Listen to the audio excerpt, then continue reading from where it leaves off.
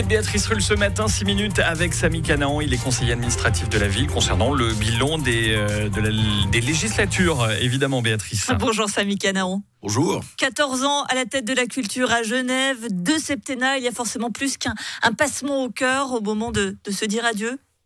Ouais, je me réjouis et en même temps je sais que dès le 1er juin, plein de choses vont me manquer, à commencer les gens, l'équipe, les partenaires.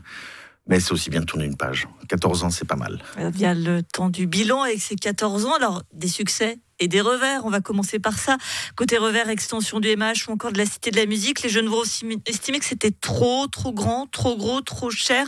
Le regret, c'est d'avoir trop voulu, finalement. La Cité de la Musique, c'est pas mon histoire. Je le dis clairement. C'est un projet privé soutenu par le canton. J'aurais bien aimé que ça se fasse, mais on sentait des malentendus. Donc ça, je ne mets pas dans la catégorie des revers. Alors pour la Cité, oui, mais pas pour... Par contre, le MH, oui, j'ai hérité d'un projet ficelé à tel point que j'avais aucun choix de renoncer à Nouvelle ou à Gandure. J'ai essayé de le passer. C'était des contrats, vous savez, que vous ne pouvez pas résilier. Ça, c'est pas mal. Hein. Merci aux prédécesseurs. Vous voulez dire que si vous aviez eu le choix, vous auriez dit non à ces 2 personnes ? Alors, le projet Nouvelle avec M. Pagani, c'était plutôt M. Pagani a estimé qu'il pouvait sauver la mise. Moi, j'adorais le projet d'origine parce que vous auriez aujourd'hui, ce serait inauguré, un restaurant d'altitude et une très belle feuille de verre. Ma foi, c'est du passé, c'est la démocratie. Mais disons, la convention avec la Fondation Gandure était non résiliable par la ville. Et puis, même si l'intention était certainement pas malhonnête, mais le résultat, c'est que les gens ont cru que la Fondation prenait le pouvoir. Donc ça crée un angle d'attaque. Et on sait que les référendums, c'est un cumul de noms. Hein, et donc c'est juste, à mon avis, c'est ce truc-là qui a fait la différence. Donc maintenant, heureusement, je terminerai mon mandat avec l'annonce du résultat du concours pour le prochain projet, 16 mai. Le jury travaille d'arrache-pied pour j'ai des échos. Il va nous faire rêver ce projet ? Alors moins, parce que forcément, on ne peut pas surélever, on ne peut pas aller trop loin sous la butte, on peut pas... le but surtout, c'est que ce musée qui vit très bien par ailleurs, il cartonne en ce moment. Franchement, les chiffres du public explosent.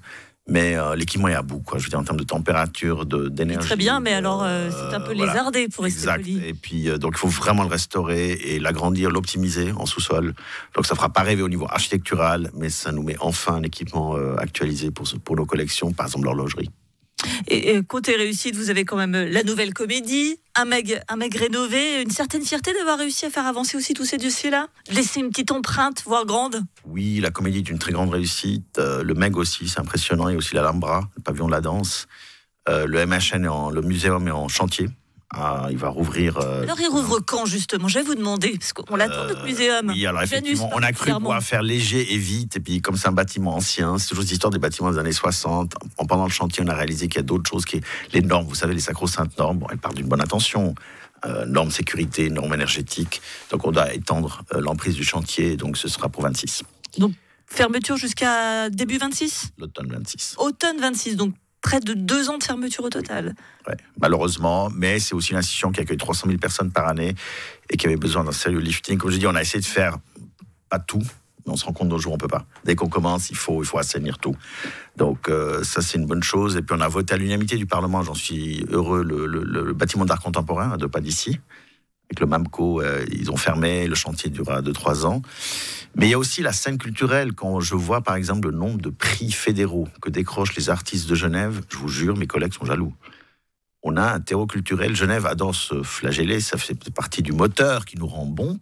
Fribourg fait pas mal. Hein, et on a deux des représentants romans sont fribourgeois. Oui, c'est vrai. Non, mais alors, globalement, vous voyez les statistiques, dans tous les arts, Genève cartonne. Même chose pour les conventions soutenues par Pro Helvetia au niveau suisse. Quasiment la moitié des conventions de danse sont genevoises. Donc on a vraiment un terreau très riche. Et c'est aussi pour ça que je suis content d'avoir fait évaluer le poids économique de la culture et de l'économie créative à Genève. On l'avait fait il y a quelques années, encore refait en 23. C'est la 2e branche économique du canton. Mais là, je compte large. Hein. C'est aussi le design, le numérique, l'architecture. Ça crée beaucoup de choses locales. C'est aussi pour les jeunes qu'on forme quand même avec beaucoup de moyens dans les écoles. Et ça crée un tissu très riche qu'on ne prend pas encore assez au sérieux au niveau des autorités parce qu'on voit le côté dépenses. Il y a des dépenses, c'est des budgets importants. Mais ça rapporte aussi énormément en termes de valeur ajoutée économique, sociale, humaine dans notre cité, et du lien social. Donc là, c'est votre bilan côté culture. On vous sont très attachés. Vous avez été aussi en charge du sport. Est-ce qu'il n'y a pas un regret de ne pas avoir fait avancer autant le sport que la culture ? Je pense que les choses ont bien avancé à l'époque et je suis très heureux que ma collègue Marie-Barbé Chapuis ait pris le relais avec beaucoup d'enthousiasme et d'énergie parce que notamment le plan directeur des infrastructures sportives qu'on a vraiment lancé à l'époque, qui voit se déployer maintenant le nouveau centre de tennis au Bois des Frères, la queue d'Arve en partie refaite, elle va être complètement refaite, le crédit pour le bout du monde vient d'être déposé. C'est des temps longs, je le reconnais, parce que c'est comme ça, le temps qu'on étudie les projets, il faut concilier tous les intérêts. On a à l'époque beaucoup travaillé sur la violence dans le sport, qui est malheureusement quelque chose qui existe, et puis la lutte contre le harcèlement. On a travaillé sur les manifestations sportives, à la fois dans le côté, presque prestige, comme la Laver Cup avec Federer et Borg. J'avoue que j'étais très heureux de les rencontrer. Mais aussi les manifestations mais aussi les manifestations ou la Coupe Davis qui est venue plusieurs fois à Genève, ou la finale de championnat suisse de basket. Mais aussi le sport au quotidien, dans le sens que ça rassemble beaucoup de gens et qu'on a besoin de les soutenir, notamment les bénévoles. On vient de parler de cette page qui va se tourner pour vous dans un peu plus d'un mois. Qu'est-ce que vous allez faire après, Samy Canan ? D'abord une vraie pause.